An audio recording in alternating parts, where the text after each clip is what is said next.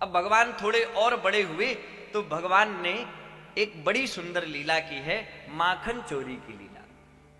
घर घर जाकर भगवान माखन चुराते हैं। और अकेले ही चुराते हैं ना। एक बात और बताएं आपको, चोरी कभी अकेले नहीं हो सकती है, और अकेले चोरी होगी तो वो कभी सफल नहीं होगी, पकड़ा ही जाएगा। तो बोले एक चोरी करने वाला और एक देखने वाला हो, कि कोई आ तो नहीं रहा। भगवान भी सोचते हैं कि अगर हम अकेले करेंगे। अच्छा, किसी ने कहा प्रभु आपने चोरी सफल हो इसलिए लोगों को जोड़ा है अपने साथ। भगवान बोले ना, चोरी तो हम अकेले भी कर सकते थे, तो फिर इतनी भीड़ क्यों जोड़ ली। बोले हम जो चोरी करते वो हम अकेले कर तो सकते थे, पर अकेले खा नहीं सकते थे। बोलो राधे राधे। तो हमने ये भीड़ खाने के लिए बुलाई है। भाई चोरी हो और चोरी में बंटवारा ना हो तो हमने जो चोरी की है, इतनी भीड़ हमने चोरी के लिए नहीं, चोरी के बंटवारे के लिए जोड़ी है। बंटवारा भी तो हो। किसी ने कहा प्रभु बंटवारा क्यों। बोले बंटवारे में ईमानदारी का पता लगता है। हाँ, किसी ने कहा प्रभु चोर भी कहीं ईमानदार होते हैं। अगर वो ईमानदार होते तो चोरी क्यों करते। अच्छा सच बताएं, चोर भी ईमानदार होते हैं कि नहीं। होते हैं। संकोच में इस बात के हैं कि हां कहें तो फंसे, ना कहें तो फंसे। अच्छा चलो, चोर भी ईमानदार होते हैं। कैसे। चोरी तो वो बेईमानी से करते हैं, लेकिन जब बंटवारा होता है तो बराबरी का होता है। एक सिक्का इधर उधर नहीं होगा, बिल्कुल बराबरी। अरे आपस में सही सही बंटवारा सही करो। बंटवारे में वह भी ईमानदार है, और चोरी में तो बोलो राधे राधे। और चोर को अगर कोई पकड़ा सकता है, चोर है फांसे हांसी, चोर हंसा तो फंसा। एक जगह तो बड़ी स्थिति, एक सेठ जी की दो पत्नियां थी। अब दोनों पत्नियां बड़ी विचित्र। जब सेठ जी दुकान से लौट के आए तो एक पत्नी टांग खींचे, हमारे लिए वो क्यों नहीं लाए जो हमने कहा था। दूसरी पत्नी हाथ खींचे, हमारे लिए वो क्यों नहीं लाए। अच्छा, चोर उसी रात चोरी करने वहां सेठ जी के घर पहुंच गया। अब वो संयोग से उसी कक्ष में पहुंच गया जिस कक्ष में सेठ जी की खींचातानी हो रही थी। तो चोर आया तो था चोरी करने, लेकिन जब उसने खींचातानी देखी तो उसे मजा आने लगा। उसने कहा चोरी होगी तब होती रहेगी, पहले देख लो कि हालत क्या होती है। सो बैठ के देखने लगा, वो पत्नी खींचे, ये हाथ खींचे, वो टांग खींचे। अब कहां तक देखे तो चोर को आ गई हंसी, और वो खिलखिला के हंस पड़ा। और जैसे ही खिलखिला के हंसा, सेठ जी बोले कौन है कौन है, पकड़ो जल्दी से। दरवाजा बंद कर दिया, पकड़ लिया। पुलिस को फोन किया, पुलिस आई, पुलिस ने पकड़ा उसको। अच्छा पकड़ तो लिया, पर उसकी हंसी बंद ना हो, वो हंसता ही रहे। सेठ जी बोले मूर्ख है क्या, पकड़ गया तू हंसता क्यों है। हाँ वो बताने ही लायक, वो बता ना पाए, हंसी बंद हो तब तो बोले कुछ। पुलिस ने पकड़ लिया, फिर भी हंसी बंद नहीं। पुलिस ने आखिर पूछा, बोले मैं तुझे लाठियों से मारूंगा, जल्द सच सच बता, हंस क्यों रहा है, तुझे सजा मिलेगी, भय नहीं लग रहा है।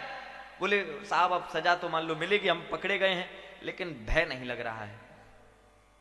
भय नहीं लग रहा, तुझे जेल में डाल देंगे। बोले जेल में खूब डाल दो, और आप जेल में डाल दो, फांसी दे दो, जो मर्जी सो सजा दे दो, लेकिन जो सेठ जी को सजा मिली बस वो न देना, और कोई समस्या नहीं। बोलो राधे राधे। हाँ, सेठ जी जैसी हालत ना हो जाए कहीं। अगर वो हंसता नहीं तो फंसता नहीं। चोर हंसा तो निश्चित फंस ही जाएगा। भगवान कहते हैं हम अपनी भीड़ तो ले जाते हैं, पर भीड़ का उपयोग हम तब करते हैं जब बंटवारे की बारी आती है। गोपियां बड़ी परेशान कि आखिर करें क्या, ये आए दिन चोरी करता है। हम माखन सुबह बेचने के लिए जाना चाहती हैं, तो सुबह बेचने जाएं तो शाम को पहले ही वो चोरी करके ले जाता है। तो किया क्या जाए। गोपियां यशोदा मैया के पास शिकायत ले लेकर जाती हैं। यशोदा मैया कहती देखो रोज रोज ऐसी झूठी शिकायतें हमारे पास मत लाया करो। क्यों? हम जानती हैं तुम सब हमारे लाला से जलती हो। क्यों? सरपंच का छोरा है, इस वजह से तुम्हें थोड़ा लगता होगा कि इतना पैसे वाले का बेटा है तो जलन होती होगी तुम्हें। गोपियों ने कहा मैया जलन तो देखो चल के हमारे मटके पूरे खाली पड़े हैं, सब माखन चोरी कर जाता है। अरे खुद अकेला आकर के खाए तो कोई बुराई नहीं, साथ में 10-20 और लेकर के आता है तो जो कुछ बचता भी वो भी खा जाते। कम से कम अगर ऐसे खाना है तो ये सुबह आ जाए हमसे कह दे तो इसके लिए हम निकाल के रख दे, लेकिन ये भीड़ लेकर के आता है। मानो कुछ गोपियां कहती हूं मत शिकायत लेके जाया करो। क्यों? वो तो आते हैं, ये सौभाग्य। अच्छा देखो, जिनके घर में गोपियों के घर में भगवान चोरी करने जाते हैं वह तो शिकायत लेके जाती ही हैं, पर जिनके घर में कभी नहीं जाते उनकी भी शिकायत तो यशोदा मैया के घर पहुंचती है। तो किसी ने कहा उन गोपियों से कि जब तुम्हारे घर में वो नहीं आते तो झूठ शिकायत क्यों लाती हो? गोपियों ने कहा हम इसलिए झूठ शिकायत लेके जाती हैं कि कभी वो हमारे घर इसी बहाने ही आ जाए। जब उन्हें पता लगे कि हम इनके घर नहीं गए फिर भी हम चाहती हैं, आहा गोपियों का शिकायत करना तो बहाना था, गोपियों का शिकायत करना तो बहाना था, उन्हें तो कृष्ण दर्शन करने जाना था। गोपियां सुबह जाती, शाम को जाती, दिन में 3 बार शिकायत लेके जाती और कहती बाहर निकालो उसको, वो जो चोरी करके आता है उसको बाहर निकालो। मैया बोली शिकायत हमसे करो, उससे क्या? बोले नहीं नहीं सामने निकालो। और जब वो सामने आ जाते तो देखती कन्हैया जी को है, शिकायत यशोदा मैया से करती। मैया कहती हम सब जानती हैं तुम सबकी आदत, तुम सब हमारे लाला को कोई जादू टोना करके अपने घर में रखना चाहती हो, तुम सब हमारे लाला पर कोई ना कोई टोना करना चाहती हो। एक गोपी बोली मैया टोना नहीं करना चाहते, सच में तुम्हारा लाला चोरी करता है। अच्छा तो रंगे हाथों पकड़ के लाओ तब हम मानेंगे। ठीक है।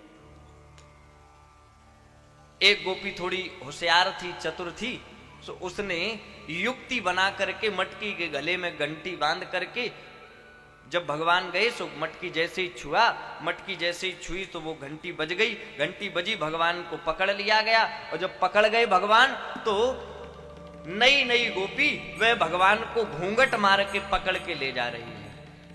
हाँ ये बात याद रखना, हमारे यहां पुराने जमाने में आप माताएं बैठी हैं जिन्होंने गांव का जीवन जिया है, जिनकी ससुराल गांव में हुआ करती थी।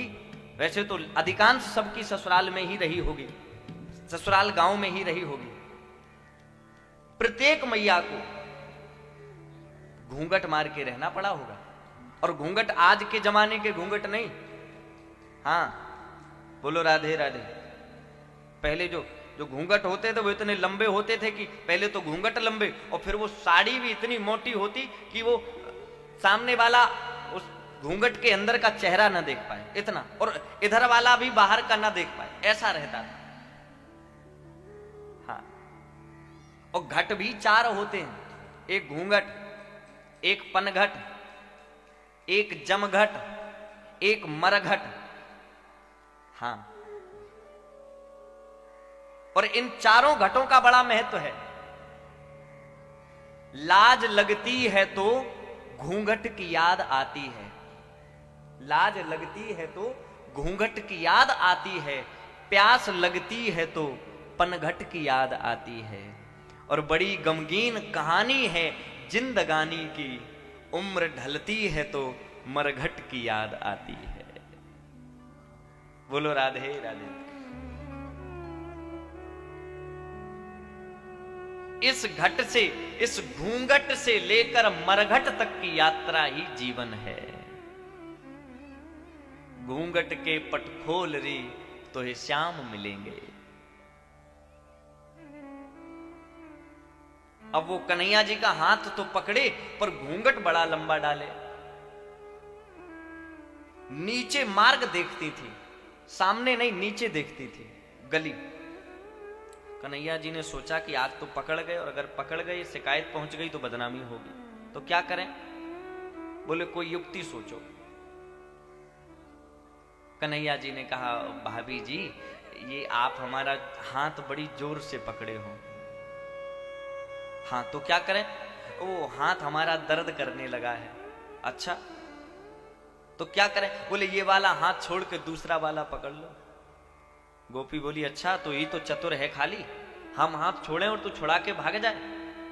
कन्हैया जी बोले, नहीं नहीं, हम पहले दूसरा वाला हाथ पकड़ाएंगे तब ये वाला छुड़वाएंगे। गोपी को भी लगा हो सकता है कि शायद दर्द होने लगा हो, तो ठीक है पहले हाथ पकड़ाओ तब ये छोड़ेंगे। कन्हैया जी ने सोचा अगर अपना ही पकड़ा दिया तो फिर जैसे थे वैसे ही रह जाएंगे। संयोग से उसी गोपी के श्रीमान जी वहां से गुजर रहे थे।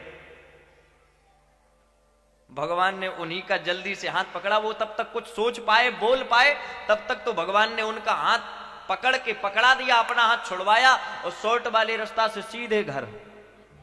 और घर जाके बोले, मैया हाँ हम चोरी नहीं करते हैं। मैया ने कहा, हाँ हाँ मेरा लाला बिल्कुल चोरी नहीं करता, लेकिन आज तू कैसे कह रहा है? नहीं नहीं, जैसे कोई मान लो अभी थोड़ी देर बाद कोई गोपी आ जाए शिकायत लेके, तो आप फिर हमारी बात नहीं मानती हो। मैया बोली, अभी तो तू घर में है, शिकायत क्यों आएगी? नहीं नहीं, अब जैसे घर में भी रहते रहते आजकल लोग जलने वाले बहुत हो गए, क्या बताएं, शिकायत लेके आ गए तो। मैया बोली, अभी अगर कोई शिकायत लेके आया तो हमसे भी बुरा कोई नहीं। कन्हैया जी ने पूरा मामला फिट कर दिया। अब चले गए अंदर। इधर तो गोपी चली आ रही और अब अपने ही पति का हाथ खींचे, घूंघट लंबा मारे तो दिखाई दे नहीं, और वो पति बार बार धीरे से कहे, बरी बाबरी छोड़, हम तेरे वो ही। वो कहे, कोई नहीं सीधे चलो, अब तुम बहाने बना रहे हो, आवाज बदल बदल के बोल रहे हो। रस्ते भर वो कहे, अब अपना नाम तो ले नहीं, क्यों नाम लेना नहीं चाहिए। आत्मनामो गुरुर्नामो नामादि कृपणस्य चा। अपना नाम, अपने गुरु का नाम, अपने पति का नाम, हाँ अपने बड़े बेटे का नाम, लोभी व्यक्ति का नाम कभी नहीं लेना चाहिए। आपने देखा हो गांव में जब बड़े बुजुर्ग लोग होते थे, वो अपने बड़े बेटे को या तो ज्यादातर बड़े कह के ही बुलाते थे, बड़े, या कुछ और नाम रख देते थे, लेकिन जो नाम होता था वो नहीं बुलाते थे। अपना नाम भी नहीं लेना चाहिए बार बार, अपने पति का नाम भी नहीं लेना चाहिए। हालांकि आजकल तो बोलो Radhe Radhe, my husband is फला, हा?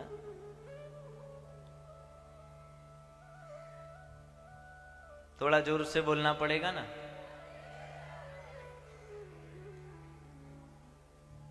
कोई कह रहा था, महाराज एक बात समझ में नहीं आई, पति का नाम आखिर क्यों नहीं लेना चाहिए?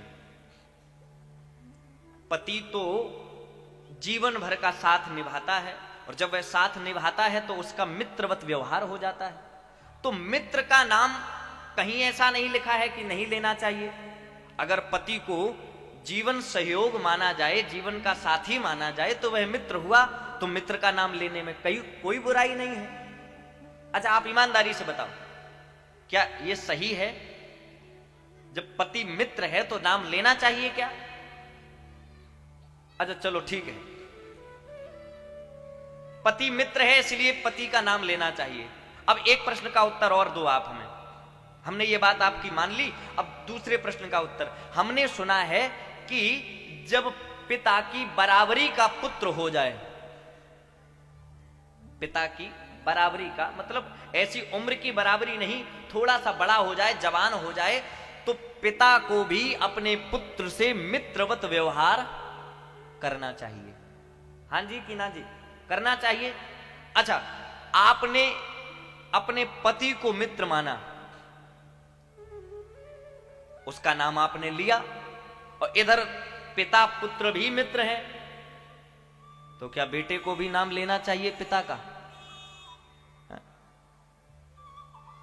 सीधे पिताजी न कह के कहे सीधे, काहे कहां हो, बोलो राधे राधे। और कुछ तो ऐसे नालायक बेटा कि वो पिताजी के ही सामने बैठ के उन्हीं से कहते, सुनो हाँ तनक मिला लेना, बोलो राधे राधे।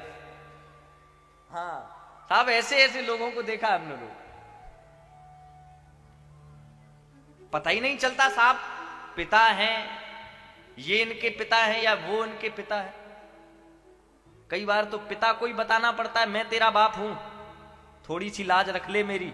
बोलो राधे राधे। थोड़ा जोर से बोलना पड़ेगा। तो पति मित्र तो है, पर जैसे आप अपने मित्र माने हुए पिता का नाम नहीं ले सकते हैं बार बार, वैसे ही अपने पति का भी नाम नहीं लेना चाहिए। जिसके प्रति हमारी सम्मान दृष्टि होती है, जिसके प्रति हमारी श्रद्धा दृष्टि होती है, हम उसका कभी नाम नहीं लेते हैं। ऐसी मान्यता है हमारे शास्त्रों में। अब वो नाम अपना न ले, और वह जब लेकर के पहुंची यशोदा मैया के द्वारे, यशोदा मैया बाहर निकल के आई। क्या बात देवी, बड़ा हल्ला मचाया हुआ है। हल्ला क्या, आज तो हम तुम्हारे बेटे को रंगों हाथ पकड़ के लाई हैं। अच्छा कहां है, यही खड़ा ना, हाथ पकड़े हैं हम उसका। यशोदा मैया ने देखा तो उन्हें हंसी आई, हंस करके बोली देवी वैसे तो इस गांव के सब छोरा हमारे ही लाला हैं, लेकिन जिसका तू हाथ पकड़े है पहले घूंघट खोल के देख कि वह तेरा कौन है।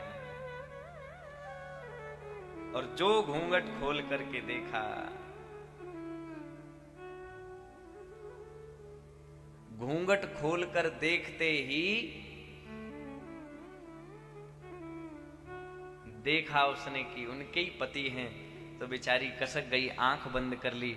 पति ने आंख दिखाई, तुझे रास्ते भर समझाते आए, समझ में नहीं आई, अब तुम घर आओ फिर तुम्हें समझे। बोलो राधे राधे।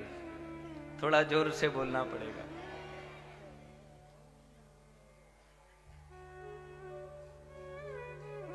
थोड़ा जोर से बोलो ना। हालांकि ये पति लोग समाज में आंख तो बड़ी दिखाते हैं, हाँ वो बात अलग है कि वो वहां जाके, बोलो राधे राधे, हाँ बोलो राधे राधे।